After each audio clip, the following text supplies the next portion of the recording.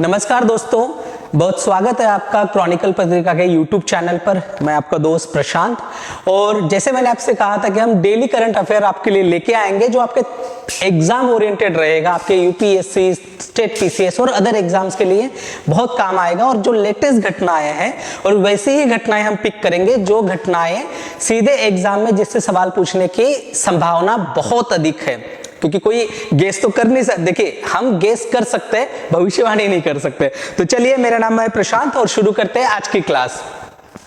तो देखिए, current affair की अगर मैं बात करूं, मोस्टली हम करंट अफेयर, जो हमारा करंट अफेयर है, सारा का सारा क्रॉनिकल पत्रिका, जिसका करंट अफेयर और पूरे समसामयिक घटनाओं पर बहुत बड़ी हुकूमत रही है दशकों से, और उनका कंटेंट, हमारी मैगजीन का कंटेंट जो है वो एग्जाम में सीधे सीधे पूछा जाता है। और आप ये देख भी सकते हो, और हजारों ऐसे छात्र जिनका सिलेक्शन हुआ है वो इस बात की गवाही भी देते हैं। तो चलिए आइए शुरू करते हैं आज की जो हमारी पहली न्यूज है, और बहुत ही बड़ी न्यूज है ये। देखिए, बड़ी न्यूज मैं इसलिए कह रहा हूं इसको, इसके दो रीजन है बड़ी न्यूज कहने के, क्योंकि श्याम बेनेगल साहब एक बहुत ही रेनोवेंट फिल्म निर्माता थे, दिग्दर्शक थे, डायरेक्टर थे, जिनको हम डायरेक्टर कहते हैं, राइट।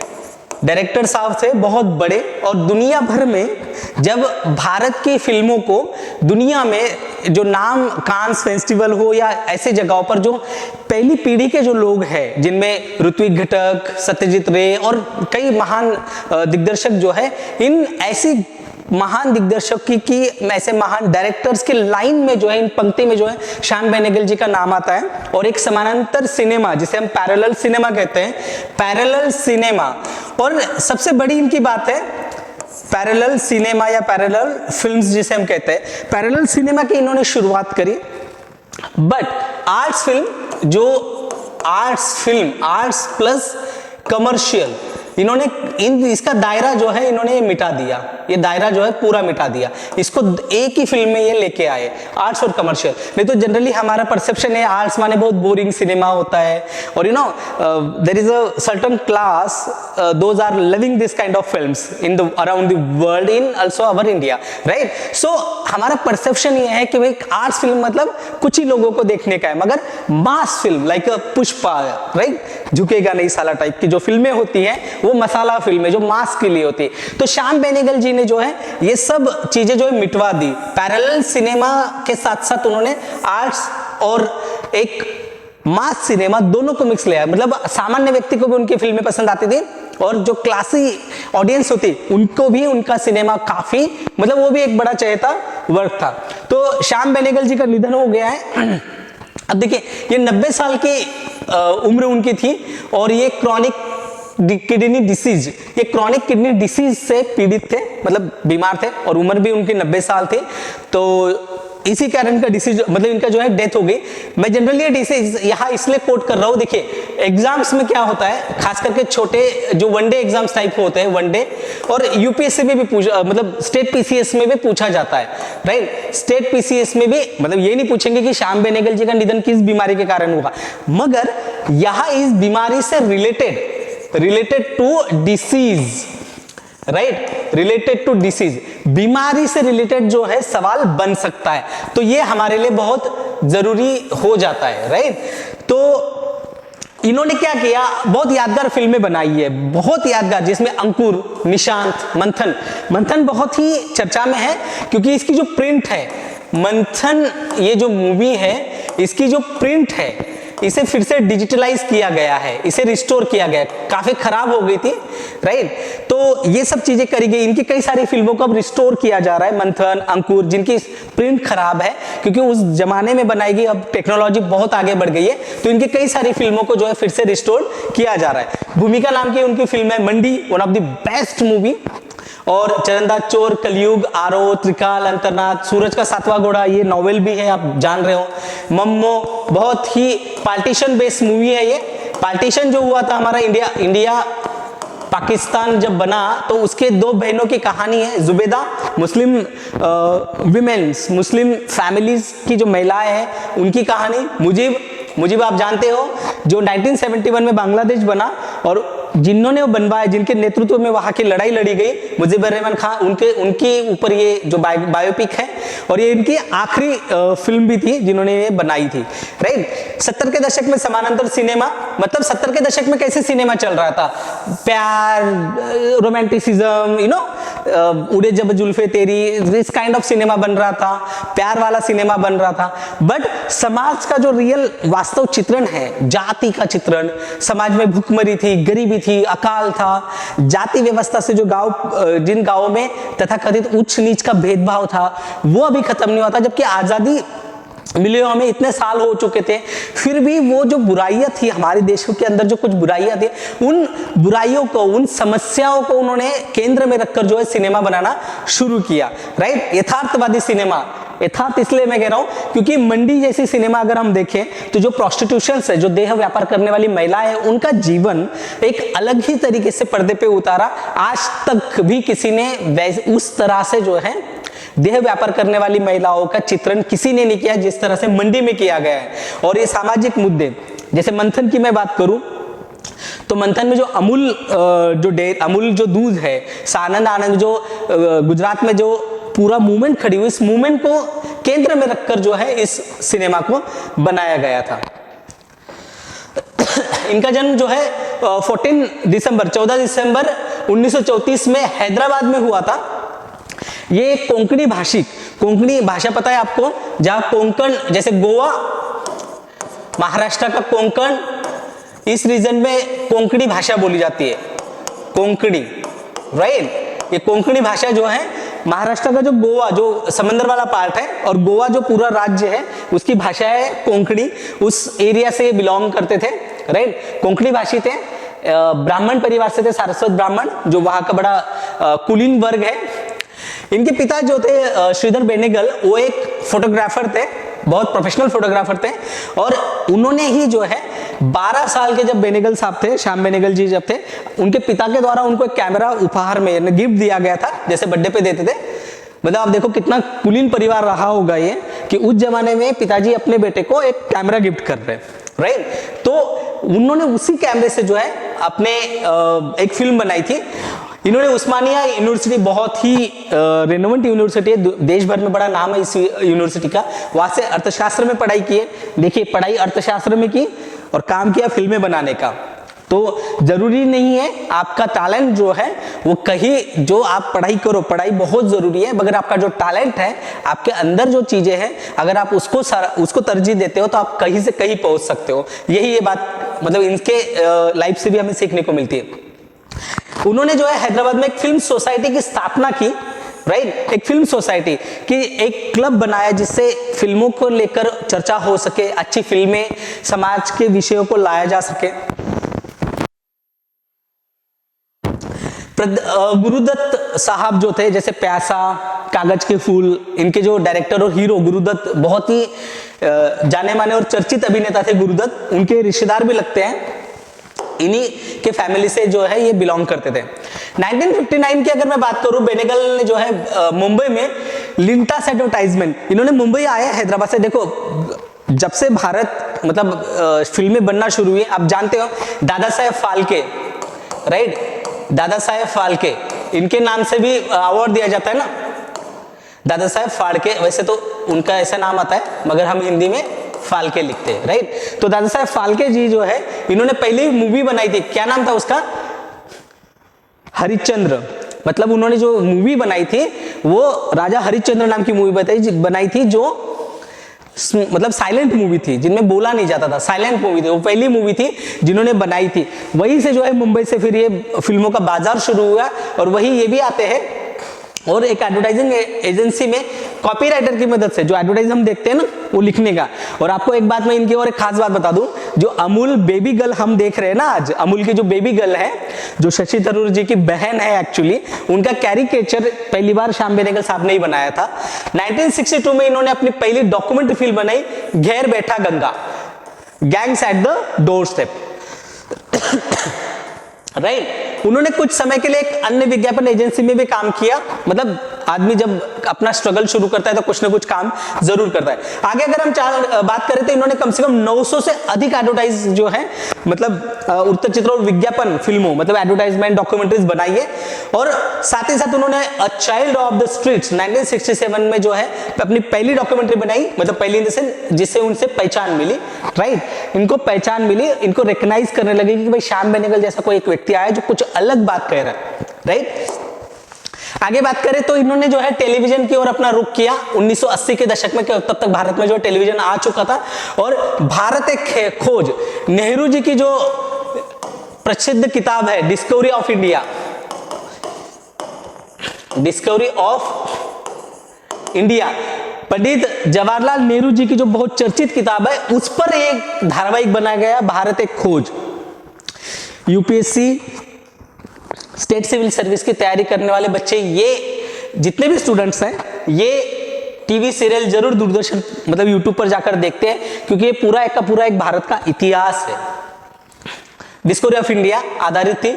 2014 में भी श्याम बेनेगल जी ने 10 एपिसोड का संविधान नामक एक सीरीज बनाई थी, जो राज्यसभा टीवी, अभी जो जिसे हम संसद टीवी के नाम से जानते हैं, पहले उसे राज्यसभा टीवी कहते थे, राज्यसभा टीवी, अब नाउ संसद टीवी, राइट। पहले लोकसभा और राज्यसभा टीवी ऐसा हुआ करता था, अब संसद टीवी। तो राज्यसभा टीवी पर जो है संविधान नाम का सीरीज आई है, और मैं आप सबको बिल्कुल रिक्वेस्ट करूंगा कि आप ये टीवी सीरीज अगर आपने नहीं देखी है 10 एपिसोड की, तो आप जरूर देखिए। आपकी कॉन्स्टिट्यूशन के, संविधान की बहुत अच्छी समझ विकसित हो जाएगी। स्वरा भास्कर जो एक प्रसिद्ध अभिनेत्री है, स्वरा भास्कर, इन्होंने इसे होस्ट किया था, एंकर जिसे कहते हैं, इन्होंने इसे होस्ट किया था, राइट। 900 से अधिक डॉक्यूमेंट्री और विज्ञापन फिल्में बनाई। 66 से 73 तक ये पुणे में भारतीय फिल्म और टेलीविजन संस्थान FTII इसके जो है इन्होंने पढ़ाया, और 2 बार संस्था, उस संस्था के वो अध्यक्ष भी रहे। ये फिल्म इंस्टीट्यूट है, फिल्म इंस्टीट्यूट है, बहुत ही रेनोवेंट इंस्टीट्यूट है। जैसे दिल्ली में NSD है, वैसे पुणे में फिल्म इंस्टीट्यूट है, राइट। तो 1976 में इन्हें पद्मश्री मिला, 1991 में इन्हें पद्म भूषण से सम्मानित किया गया। इनकी जिंदगी में इनको बहुत पुरस्कार मिले, हम वही पुरस्कार यहाँ लेके आए जिनसे सवाल बनने के चांसेस है, राइट। 8 बार इनको राष्ट्रीय फिल्म पुरस्कार मिला है बतौर निर्देशक। और मैं और एक बात बता दूं, इनके द्वारा बनाई गई 18 फिल्मों को जो है नेशनल अवार्ड मिला है।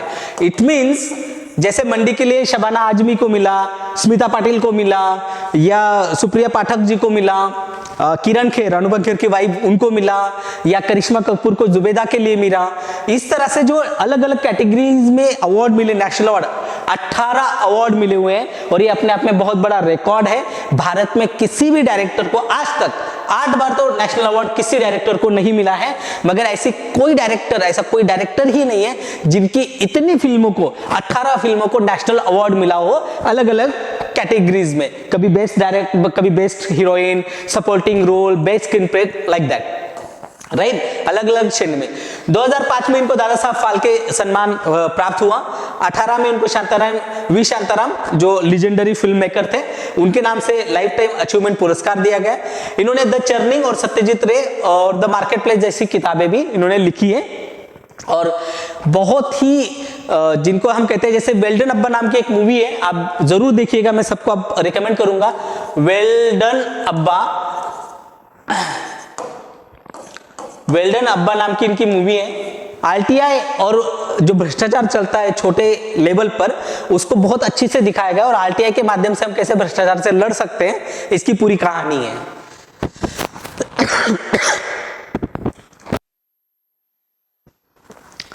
देखिए क्वेश्चन भी है आपको, साथ ही साथ हम क्वेश्चन भी देंगे। मैंने जैसे पहले ही कहा था, क्वेश्चन आपको प्रैक्टिस कराएंगे, और आपके लिए भी क्वेश्चन हम छोड़ के जाएंगे जिसका आंसर आपको देना है। श्याम बेनेगल जिनका हाल ही में निधन हो गया है, उन्हें निम्न में से कौन सा पुरस्कार दिए गए या कौन से पुरस्कार दिए गए, राइट, कौन से पुरस्कार, राइट। राष्ट्रीय फिल्म पुरस्कार, दादा साहब फाल्के पुरस्कार, पद्म भूषण पुरस्कार, उपरोक्त सभी। इसका आंसर बहुत इजी है, मैंने पढ़ा भी दिया। इन्हें ये तीनों राष्ट्रीय फिल्म पुरस्कार तो उनको 8 बार मिला है। दादा साहब फाल्के उनको 2005 में सम्मानित किया गया, पद्म भूषण भी सम्मानित हो गए, उपरोक्त सभी। इसका आंसर क्या हो जाएगा? डी। चलिए दूसरी खबर हम अंतरराष्ट्रीय से देख लेते हैं, इंटरनेशनल रिलेशन, अंतरराष्ट्रीय संबंध, इंटरनेशनल रिलेशन जो है ये हमारा जो है आज की डेट में सभी जगह में पूछा जाता है। जैसे आपका यूपीएससी का तो सीधा सिलेबस है, आजकल सारे स्टेट्स ने, वो चाहे यूपी हो, बिहार हो, महाराष्ट्र हो, राजस्थान हो, झारखंड हो, इन्होंने अडॉप्ट कर लिया यूपीएससी के सिलेबस को। उसी तर्ज पर जो है आजकल क्या हो गया, स्टेट पीसीएस के भी एग्जाम होते हैं, तो आईआर का अपने आप पोर्शन जो है आ जाता है, जो कि मोदी जी की यात्रा है, फॉरेन ट्रिप है, राइट, एक हमारे प्रधानमंत्री की फॉरेन ट्रिप है, ऑफिशियल ट्रिप है, तो उससे भी सवाल काफी चर्चा में आ जाता है, मुद्दा काफी चर्चा में है। इनको वहां नवाजा गया है, जो कुवैत की यात्रा थी, कुवैत का जो सबसे बड़ा सम्मान है, वो सम्मान से इनको नवाजा गया है। देखेंगे क्या है ये, चर्चा में क्यों है। 22 दिसंबर को जो है, 22 दिसंबर को हमारा प्रधानमंत्री मोदी जी जो है खाड़ी के देश की यात्रा के लिए निकले थे। कितने दिन की यात्रा थी, 2 दिवसीय। वनडे एग्जाम्स में इस तरह से पूछ लेते हैं, मैंने इसलिए इतना डिटेल में डाला हुआ है, राइट। अब कुवैत का जो सर्वोच्च सम्मान है, नाम क्या है उसका, order of Mubarak Al Kabir, right. ये देखिए, order of Mubarak Al Kabir, ये कुवैत का सर्वोच्च सम्मान है। कुवैत इस देश का सर्वोच्च सम्मान है जो मोदी जी को दिया गया है। Order of Mubarak Al Kabir जो है, ये राष्ट्राध्यक्षों और विदेशी गणमान्य व्यक्तियों को दिया जाता है। किसे दिया जाता है, देखिए स्टेटमेंट बना देगा, एक कि भाई ये सम्मान जो है कुवैत का है, 2 ये सिर्फ राष्ट्राध्यक्ष दिया जाता है, 3 ये राष्ट्राध्यक्ष, प्रधानमंत्री और विदेशी गणमान्य को दिया जाता है, 4 2 और 3 सही है, या रिजर्वेशन एजर्शन करके डाल देगा, तो ये डाल जरूर देगा, इस तरह से सवाल बन सकता है, राइट। तो इनको दिया जाता है, एक बहुत बड़ा नाइटहुड सम्मान माना जाता है। ये जो है, अगर हम इसका देखें ये सम्मान क्यों दिया जाता है, तो जो सम्मान जिसे मिल रहा है, जिस देश को मिल रहा है, ये मोदी जी को नहीं है। यहाँ पे एक बात ध्यान देख लीजिए, नॉट मोदी जी क्या है, Modi is just representative of India. Obviously वो क्या है, रिप्रेजेंटेटिव ऑफ इंडिया, वो भारत के रिप्रेजेंटेटिव है, तो ये भारत को सम्मान दिया गया है। तो भारत को, तो ये क्या है, प्राप्तकर्ता देश के बीच मित्रता और राजनयिक संबंधों का प्रतीक है। भाई भारत का कुवैत के साथ जो संबंध है उसका एक प्रतीक है ये सम्मान, राइट। पिछली बार अगर देखें तो बिल क्लिंटन साहब को मिला था, जॉर्ज बुश को था, राइट, प्रिंस चार्ल्स साहब को भी ये पुरस्कार मिल चुका है।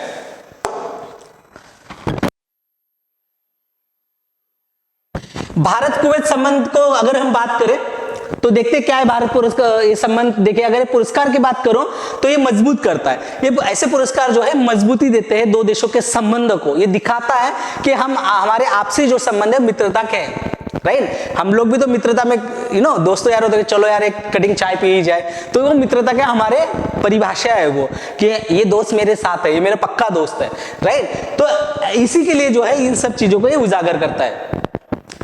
इस जो यात्रा हुई है उसमें ऊर्जा व्यापार और खास करके तेल और गैस जो हमारी जरूरत है, राइट, इसको लेकर काफी दो देशों के बीच में काफी एमओयू साइन हुए हैं, काफी इनके बीच में जो एग्रीमेंट्स हुई है, राइट। अगर हम बात करें रणनीतिक ऊर्जा साझेदारी में परिवर्तन करने के बाद जो है इसको नेक्स्ट लेवल लेके जाना है। नेक्स्ट लेवल मतलब क्या, देखिए भारत जो है बहुत तेजी से ग्रो कर रहा है, और हमारी जो हमें अगर ग्रो करना है, अगर हमें बहुत आगे बढ़ना है, तो हमें जो है एनर्जी की जरूरत है, गैस की जरूरत है, तेल की जरूरत है, इन सभी चीजों की जरूरत है। और हमें किसी एक देश पर, जैसे अब देखिए रशिया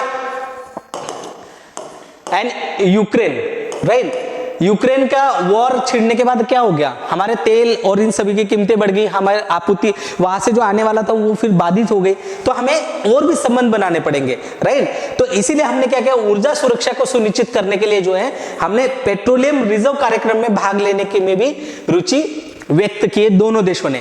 भारत जो पेट्रोलियम रिजर्वर बना रहा है उसके बारे में किसी और दिन पढ़ाऊंगा मैं आपको जरूर, तो उसको लेकर जो है कुवैत और दोनों देशों ने जो है अपनी खुशी जाहिर की कि हम लोग ये करेंगे। रक्षा सहयोग अगर देख लेंगे, रक्षा सहयोग डिफेंस जो सिक्योरिटी वाला मसला है, देखो पूरी दुनिया आजकल cyber security, terrorism and the many others problems we are facing right now. तो इन सभी चीजों, पूरी दुनिया ही, not only India but the rest of the world also, तो इन चीजों पर हमने जो है हस्ताक्षर हमें करने थे। जैसे संयुक्त सैन्य अभ्यास है, रक्षा कर्मियों का प्रशिक्षण है, तटीय रक्षा और समुद्री सुरक्षा है। देखो, रक्षा उपकरण का संयुक्त विकास भी है, एक ज्वाइंट वेंचर माने दोनों देश मिलके क्या करेंगे, रिसर्च और डेवलपमेंट जो इस तरह से हथियार बनाए जाएंगे, जो पूरा का पूरा उपकरण जो है रक्षा वाले वो बनाए जाएंगे। आतंकवाद, टेररिज्म तो भाई हमारा रहा ही है, क्योंकि हम टेररिज्म के सबसे ज्यादा सताए हुए लोग हैं भारत पर। For the god of sake कि बहुत सालों से अब ठीक है, हमारी सुरक्षा एजेंसियां और सारी चीजें, तो इनकी जो खुफिया जानकारी एक दूसरे देशों के साथ साझा करना है, क्षमता निर्माण, बिल्डिंग्स, राइट, जो कैपेसिटी बिल्डिंग जिसे हम कहते हैं, और आतंकवाद के लिए जो वित्त पोषण होता है, फिनांस, आतंकवाद को जो फिनांस का जो हवाला है ये खाड़ी के देशों के जैसे जनरली देखा जाता है, तो उसको जो है, और एक सुरक्षित पनागा, मतलब जो उनको बेस मिल जाता है वहां जाकर छुपने के लिए, तो इन सभी चीजों को जो है एक दूसरे के दोनों जो है एक दूसरे को साथ देंगे, एक दूसरे को सपोर्ट करेंगे। साइबर सुरक्षा बहुत ही बड़ा मुद्दा है, आपने देखा होगा आजकल आपने सुना होगा ना, डिजिटल अरेस्ट, किस तरह से फ्रॉड हो रहा है, और दुनिया भर में बहुत कुछ हो रहा है, जैसे साइट हैक कर लेना, साइबर अटैक करना। जैसे आपने सुना होगा पीछे एसबीआई पर साइबर अटैक, एसबीआई की जो साइट है उस पर साइबर अटैक हुआ था और वहां से डेबिट कार्ड्स वगैरह काफी हैक कर लिए गए थे, मतलब ऐसी खबर आई थी। तो इन सब चीजों पे जो है एक साइबर सुरक्षा और एक साइबर स्पेस का दुरुपयोग रोकने के लिए भी काम करेंगे। आतंकवाद, कट्टरपंथ, जो बिल्कुल कट्टरपंथी जो सोच होती है उसको पनप नहीं देंगे, क्योंकि आजकल क्या हो गया, सोशल मीडिया के माध्यम से कट्टरपंथ जो है फैल रहा है ज्यादा से ज्यादा। आपने देखा होगा कितना क्राइम को ग्लोरीफाइड किया जा रहा है, जैसे लॉरेंस बिश्नोई जो गैंग है, बिश्नोई गैंग जो गुंडे हैं, ये लोग अपने आप को एज एन हीरो प्रेजेंट कर रहे हैं और सोशल मीडिया पे उन पे करोड़ों में फॉलोवर, लाखों में फॉलोअर्स हो रहे हैं। तो इस तरह से ग्लोरिफिकेशन जो है वो टेररिज्म भी ये सब साथ ले रहे हैं, और वहां से किसी देश के प्रति, किसी उसके नेता के प्रति, वहां की कम्युनिटी के प्रति, हिंदू मुस्लिम में झगड़ा लगाना, ये सब बातें जो है कहां से हो रही है, थ्रू सोशल मीडिया प्लेटफॉर्म से हो रही है। तो इन सब पे रोक लगाई जाएगी दोनों देश। सवाल है आपके लिए, या इसका जवाब आप लोग देंगे। हाल ही में प्रधानमंत्री नरेंद्र मोदी जी को जो प्राप्त सम्मान है order of Mubarak Al Kabir, किस देश का सर्वोच्च सम्मान है? ओमान, सऊदी अरब, कुवैत और ईरान। इसके बारे में आपको कमेंट बॉक्स में बताना है। चलिए, तो आगे की बहुत ही चर्चित न्यूज है ये। चर्चित मैं इसलिए कह रहा हूं क्योंकि सभी पालक और जो बच्चे स्कूल जाते हैं, ये इनके काम की न्यूज है, और मैं खुश भी इसलिए हो रहा हूं क्योंकि पर्सनली आई फील कि ये नीति लाके बहुत ही अच्छा किया है सरकार ने, मुझे ऐसा फील होता है। नो डिटेंशन का क्या मतलब है कि जो बच्चे 8वीं कक्षा में थे और 5वीं कक्षा में थे, पहले जिनको पास कर दिया जाता था, अगर वो फेल भी होते थे तो उनको प्रमोट किया जाता था और अगली कक्षा में भेज दिया जाता था। देखिए, उस समय जब सरकार ये नीति लाई थी तो उसकी वजह थी ड्रॉप आउट बहुत हो रहे थे, पर अब वो ऐसी समस्या नहीं, तो इस नीति का कोई मतलब बनता नहीं। इसीलिए जो है 23 दिसंबर 2024 को केंद्रीय शिक्षा मंत्रालय ने 5वीं और 8वीं कक्षा के लिए नो डिटेंशन नीति को समाप्त कर दिया। अब ये संशोधित नीति क्या कहती है? जो छात्र अपनी वार्षिक परीक्षा में असफल यानी फेल हो जाएंगे, राइट, वो क्या होंगे? अब देखिए, फेल इसका मतलब क्या हो गया? पहले क्या होता था, अगर वो फेल होते सीधा उनको कक्षा 6 और कक्षा 9 में भेज दिया जाता था। अब क्या किया जाएगा? अब उनको भेजा नहीं जाएगा, अब उनको क्या किया जाएगा? भाई 2 महीने के भीतर आप जो है पेपर दे दो। जैसे बड़े कॉलेजेस में एटीकेटी लगती है, अगर आप 1-2 सब्जेक्ट मान लो रह गए तो आप थोड़ी, जैसे 6 महीने के भीतर उसको आपको अगली क्लास में भेज तो दिया जाता है सेकंड ईयर में, मगर आपको पहले 6 महीने में इन पेपर्स को, जो सामान्य परीक्षा होगी उसमें क्लियर करना होता है, जिसे एटीकेटी बोलते हैं, राइट। अब इनको मगर 2 महीने के भीतर ही जो है परीक्षा दोबारा देनी होगी, और फिर अगर ये फिर भी फेल हो गए तो फिर इनको कक्षा 5 या कक्षा 8 में ही बैठना पड़ेगा और पूरा साल उसी कक्षा में फिर से दोबारा रिपीट करना पड़ेगा, राइट। 2019 में कब आई थी शिक्षा नीति? जो शिक्षा का अधिकार है, right to education, RTI, right, जो आरटीआई आई था, राइट टू एजुकेशन, आरटीआई जब आया था तो इसमें संशोधन के बाद जो है 16 राज्य और 2 केंद्र शासित प्रदेशों ने पहले ही इन दोनों कक्षाओं के लिए नो डिटेंशन पॉलिसी को समाप्त कर दिया था। मतलब ऑलरेडी जो है कई राज्यों ने इसको समाप्त कर दिया था। अब जो है शिक्षा मंत्रालय ने इसे 100% जो है अब पॉलिसी को खत्म करने के बाद, राइट, मतलब 100% खत्म करने के बाद उसे जो है इतना एक सहूलियत दे दी है। एक सहूलियत क्या दी है कि भाई आपको आप रिपीट एग्जाम दे सकते हो विदिन 2 मंथ्स, राइट। अब अगर उसमें भी आप नहीं होते हो तो भाई आपको आगे भेजने लायक तो आप हो नहीं, आप फिर से मेहनत करो और फिर से अपने आप को प्रूव करो। इसका प्रभाव क्या होगा? देखिए, मैं जितना भी कंटेंट लिया हूं वो सारा का सारा कंटेंट जो है हमारी जो क्रॉनिकल पत्रिका है उसी से लिया गया है। इसके प्रभाव क्या होगा? इसका उद्देश्य जो है सीखने के परिणामों और शैक्षणिक मानकों में सुधार करना है। ऑब्वियसली जब बच्चे को लगता है कि मैं पास ही हो जाऊंगा तो पढ़ेगा क्यों? फिर उसको लगा ठीक है ना, मैं फेल थोड़ी होने वाला हूं, तो फिर उसकी जो जिज्ञासा है, जो पढ़ने की लालसा है, उस पर असर पड़ेगा। तो वो असर ना पड़े और वो एक अच्छे जो इग्नाइटेड माइंड्स है हमारे वो आगे बढ़े, इसीलिए जो है ये सुधार करना आवश्यक है। इसमें क्या है, शिक्षक उन छात्रों की सहायता करेंगे जिन्हें अतिरिक्त शैक्षणिक सहायता की आवश्यकता है। ऑब्वियसली भाई जो बच्चा फेल हो गया, whatever the reason behind it, okay, हो सकता है उसने साल भर अच्छी पढ़ाई की और एग्जाम के दिन ही बीमार पड़ गया, सो इट हैपन, कुछ भी हो सकता है। या जो बच्चा कमजोर है, मैथ में कमजोर है, साइंस में कमजोर है, या किसी और अन्य सब्जेक्ट में कमजोर है, आजकल तो बच्चे हिंदी में भी कमजोर होते हैं, तो ऐसे बच्चों के लिए जो है शिक्षक अतिरिक्त मेहनत करेंगे with in 2 month span and उसको फिर क्वालिफाई करवा लेंगे वापस से, राइट। तो अन्य राज्य, मतलब अभी जो है पूरे इंडिया जितने भी स्टेट्स और जितने भी है उन सब में ये लागू हो चुका है, पूरे देश भर में लागू हो चुका है। इसका महत्व क्या है? देखो, प्राथमिक शिक्षा जो है, प्राइमरी एजुकेशन को है एक बदलाव है। और जैसे हमारी नेशनल एजुकेशन पॉलिसी आ गई है, हमारी राष्ट्रीय शिक्षा नीति, उसको लेकर जो है इसमें काफी इसका फायदा होगा। सीखने के परिणाम और शैक्षणिक मानकों पर भी जो है पिछली नीति के प्रभाव को संबोधित करना है। और शिक्षा प्रणाली में शैक्षणिक कठोरता और जवाबदेही, इन दोनों को जो है शैक्षणिक कठोरता और जवाबदेही, इस पर भी जोर दिया गया है। So what I am trying to tell you कि न्यू एजुकेशन पॉलिसी जब से आई है तब से हमने जो है एक नई पीढ़ी, एक जनरेशन को जो है गढ़ने का काम भारत सरकार ने शुरू कर दिया है। तो इस तरह से पुराने कानून को रिपील किया जाएगा और नई चीजें। तो ठीक है, आज के लिए हम इतना ही करेंगे, फिर जुड़े रहे आप हमसे और हमारे जो क्रॉनिकल पत्रिका के यूट्यूब चैनल उसको भी सब्सक्राइब कर लीजिए। धन्यवाद।